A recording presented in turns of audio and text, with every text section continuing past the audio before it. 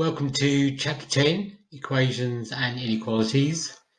This is a big chapter, so there'll be lots of individual videos on the various skills covered. I would expect this to take around 2 or 3 weeks. I'm going to start with section 1, which is linear equations. So things like this, where we've got no x being raised to any power. Our x, or our unknown, or our variable, the words you might hear to describe it, are just linear, not raised to a power. And we're going to use a method called the balance method, or you can think of doing the opposite. Sometimes you'll hear that phrase. You would have seen equations like 2x equals 8. Well, every single mathematical operation has an inverse, an opposite. So the opposite of x being multiplied by 2 is to divide by 2. So what we do on the balance method, we do the same thing on both sides to keep it balanced, because that equal sign is a balanced sign. One side is balanced with the other. So we're going to divide both sides by 2. 2x divided by 2 just gives me the x I want, and 8 divided by 2 gives me 4. So the answer to that is x equals 4. On the other one, we've got x minus 3. And the opposite of minus 3 is to add 3. So add on 3 to both sides. I'll end up with x on one side and 10 on the other.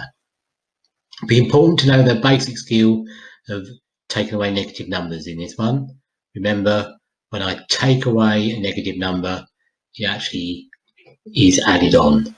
So 7 take away minus 2 is the same as 7 add 2, and that gives me 9.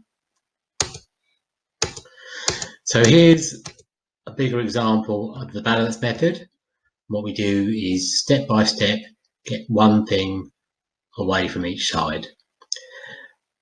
I always think it's better to get rid of the x's from one side, because that's a big decision about where your x will finally be left on its own as the answer. Always look for the smallest value of x. So we've got 6x and 4x. 4x is less than 6x. Remember, when we get to harder questions, sometimes you'll have negative numbers for the number of x's, and that will obviously be smaller than any positive. We'll look at some of those later on. So the first thing I'll do is I'll take away 4 from both sides. So I'm taking off 4 from there, which will leave me with 2x. I'll take away 4 from there, and that'll all be gone. So I'll end up with 2x. Take away 3 is equal to 1. Now, I want to get the x on its own, so I'm going to get rid of the minus 3. To get rid of minus 3, I need to add 3 to both sides. So I'll end up with 2x is equal to 1, add 3, so I end up with 2x is equal to 4. Now I've just got one of those straightforward examples I had on the first slide, where I've just got a number of x's is equal to 4, opposite of multiply by 2 is divide by 2, so I get the final answer, x equals 2. Remember, we're always just doing the opposite, because every mathematical operation has an inverse. We're now on to some questions from the book. So this one, I need to get rid of that add 7. So to get rid of add 7, I'm going to take away 7 from both sides. So taking away 7 will get from that, rid of that. If I take away 7 from this, I'll end up with 64. So I've ended up with 4x is equal to 64. Opposite of times by 4 is divide by 4. So when I divide 4x by 4, I just get x. And the 64 divided by 4, I get an answer of 60. Look at this one. Just because it's written that way around, it's no different. Same process. So the first thing I want to do is to get rid of that plus 6. To get rid of the plus 6, I take away 6. So that will go. And 6 taken away from that will leave me with 14. 14 is equal to 2x. Opposite of multiply by 2 is to divide by 2. So it'll be the 14 divided by 2 is 7. So 7 is equal to x. Or in fact, you could think your answer x is 7. When we go on to question 2, we need to actually think about how we're going to make this look like these equations here. So the first thing I want to do is to multiply the bracket. So 4 times m will give me 4m, and 4 times 7 will give me 28. So I've now got an equation that looks like these ones above. 4m plus 28 is equal to 44. I'll do the same process. So the first thing was to get rid of the 28. So I'm going to take away 28 from both sides. So I'll end up with just the 4m is equal to 44 take away 28, which is 16. So I've got that 4m is equal to 16, divide both sides by 4, m is equal to 4. And again, we've got different letters, doesn't make any difference, we'll just do it in the same way. Finally, I'll look at this one. 8 times p is 8p. 8 times minus 3 is minus 24. So to get rid of that minus 24, I need to add on 24 this time. So I'll end up with 8p is equal to 48 add 24, which comes out to be 72. Opposite of divide times by 8 rather is divide by 8. So 72 divided by 8, I end up with p is equal to 9.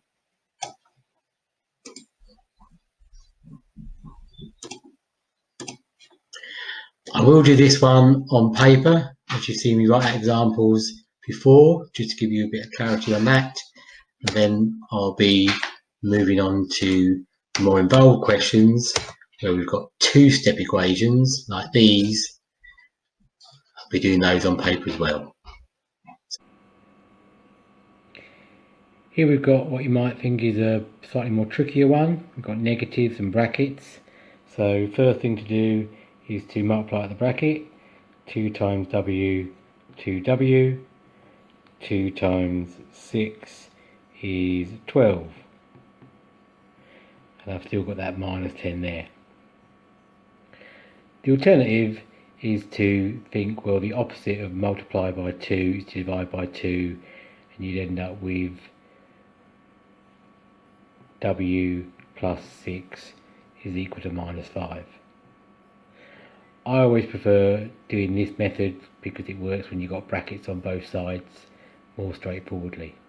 So this is the method I favour, and I'll carry on with that, but some of you might like getting rid of that first of all. So coming on from this line here where I had minus 10 equals 2w plus 12, I'm going to take away 12 from both sides. So take away 12 because I want to get rid of this number here. Take away 12 from that will just leave me with the 2w, and take away 12 from this is where you've got to remember about those negative subtractions. Minus 10 take away 12. Well, I'm at minus 10 already, it's already cold, and I'm taking away another 12, so it's getting even colder, so it's minus 22. Now I've got that divide by 2, so divide this by 2 will just get me down to the w I want as the answer. Divide this by 2 will give me minus 11. Okay, moving on to question 8, where we've got the unknown, or the variable, x, on both sides. This is where I said about getting rid of the smallest value of x. And again, minus 3 is smaller than 2x, so I want to get rid of minus 3x. I get rid of minus 3x by adding 3x on. So I'll have the 11. When I add 3x on, that will become nothing. I add 3x onto this, it will give me 5x, and I'll have that minus 4. Now I want the x on its own, so I want to get rid of this minus 4. To get rid of the minus 4, I add on 4. So adding on 4, 11 add on 4 will give me 15. That 15 is equal to 5x, because I've got rid of that. Now the opposite of being multiplied by 5 is to divide by 5. So x is equal to 15 divided by 5, 3. So moving on to one that looks a bit more complex, got 8h, where I've got this great long sum here. 6 take away 3y minus 9. I'm taking away everything in this bracket. So I'm taking away 3y, so I'm going to have minus 3y. I'm doing 6 take away minus 9. So it's where I need to think about that double negative. 6 take away minus 9 is actually 6 add 9, so that's going to be 15, because I'm doing 6 add 9 is 15. I'll put that at the front, because I've got 15 and minus 3y, so it'll just be tidy if I write it in that way. Now, multiply that in the bracket. Minus 2 times 10, minus 2 times 5 is minus 10. Minus 2 times minus y, so minus times a minus, so it's a positive. Minus 2 times minus y gives me plus 2y. I've now got to a stage where I've just got a linear equation that I've seen before. Again, if I want to get rid of the smallest number of x's, minus 3y is less than 2y, so I want to get rid of this, and to get rid of minus 3y I add on 3y, so my next line would be the 15 from there. I've got rid of the 3y, it's equal to minus 10. I've added on 3y, so I've got 5y here now. To get rid of minus 10 I add 10, so add 10 to this side gets rid of that, add 10 to that side, I have 25 equal to 5y. Now the opposite of multiply by 5, divide by 5, so 5 equals y. So on to question 9. Going to do some old-fashioned maths, because I'm old. Here we've got what we call algebraic fractions, because they are fractions. You've got a numerator and denominator, and there's algebra in it. There you go, algebraic fractions. Lots of ways to do questions like this, but my easiest way is to get rid of the numbers on the bottom. So I'm going to multiply through by 3. So I multiply this side by 3 and this side by 3. It's a balanced method. In effect, I'm doing the same thing to both sides. When I multiply this side by 3, that gets rid of that 3 there, so I just have x plus 1. When I multiply this side by 3, I'm going to end up with 3 lots of that. I've still got that divide by 4.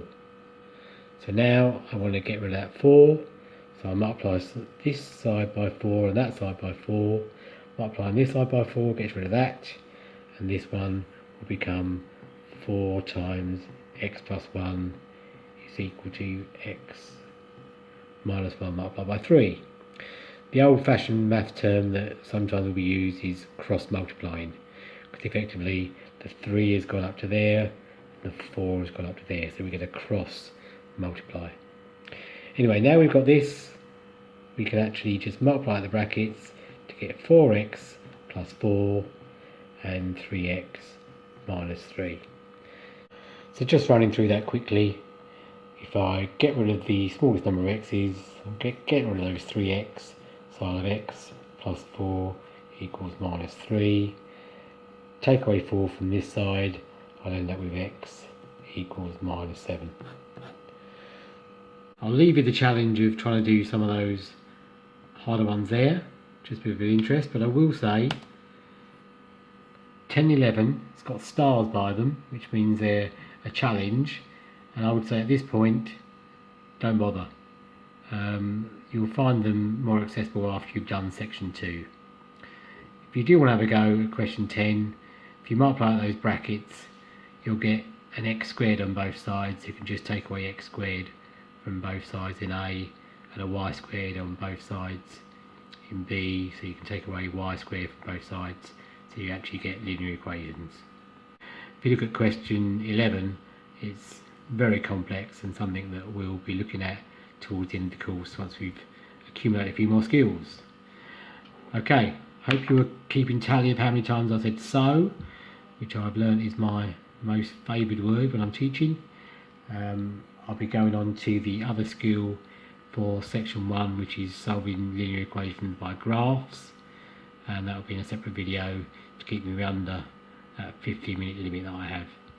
Okay, take care and I'll see you soon. Bye bye.